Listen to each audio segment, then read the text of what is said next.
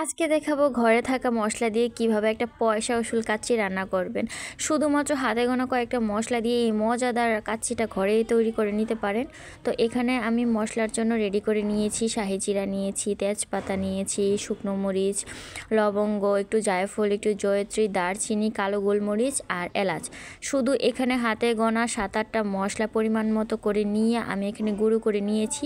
তার সাথে একটু হলুদের গুঁড়ো, মরিচের গুঁড়ো, ধনে গুঁড়ো আর পরিমাণ মতো লবণ আর ওই যে মশলাটা আমি গ্রাইন্ডারে করে রেখেছি সেটা সব কিছু একসাথে করে আমি এই ফার্মের মুরগিটাতে দিয়ে দিব। আর এখানে আমি একটু আদা বাটা, রসুন বাটা, জিরা বাটা নিয়েছি তার সাথে একটু বাদাম বাটা, বেরেস্তা নিয়েছি।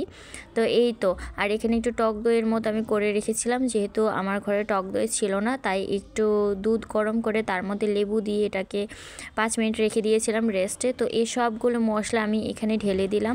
আর এখানে মুরগি আছে প্রায় 1 কেজির মতো, 1 কেজি থেকে একটু কম হবে। আপনারা চাইলে সোনালী মুরগি বা দেশি মুরগি বা গরু, খাসি যে যেটা দিয়ে করবেন। তো আমি এখানে ফার্মের মুরগি ছিল, এটা দিয়েই করে নিচ্ছি।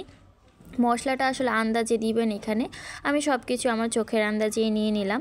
ঝাল কম বেশি বাড়িয়ে নিতে পারেন। আর এখানে আমার কাছে ফ্রোজেন টমেটো সস ছিল, তো এখানে আমি অল্প পরিমাণ টমেটো সস দিয়ে দিলাম। আর এখানে একটু টক দইটা দিয়ে দিলাম। আর এরপরে ভালো করে মশলাটা মেরিনেট করে আমি রেখে দিব।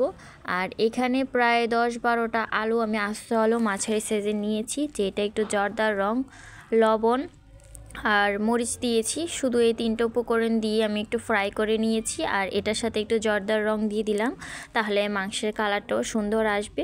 তো এখানে আমি সব কিছু রেডি করে প্রিপারেশন করে দমে দিয়ে প্রায় 40 মিনিট রেখেছি। তো এখানে এই যে আমার রেসিপিটা তৈরি হয়ে গেল, ঘরে মজাদার কাচ্চি। একবার হলো ট্রাই করবে।